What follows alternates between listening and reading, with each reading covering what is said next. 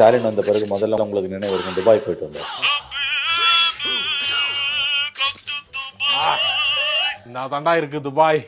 ஐயா, துபாய் போயிட்டு வந்து 6000 கோடி லூலு மகால், அந்த மகால், இந்த மகால் வருது. அப்புறம் ஸ்பெயின் போயிட்டு வந்தோம். ஐயோ, நம்ம மைண்ட் அங்க போகுது.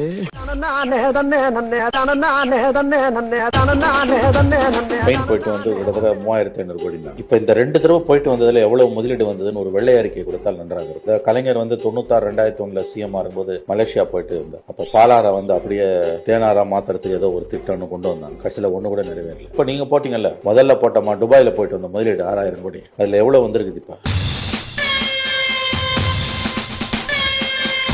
லூலு மகால் ஆரம்பிக்க போறோம், நீங்க என்ன ஸ்டேஜ்ல இருக்கு? இந்த 6000 crores எங்க? இல்ல ஒரு 600 crores ஆவது விசிபிளா வந்திருக்கா? அதே மாதிரி இப்ப ஸ்பெயின் போயிட்டு வந்தீங்க, எவ்வளவு இருக்கு? ஆகவே இந்த முதலீட்டுக்கு இவ்வளவு கொண்டு வரோம், அவ்வளவு கொண்டு வரோன்றதெல்லாம் வந்து நாம் எச்சரிக்கையுடன் நடக்க வேண்டிய விஷயம்.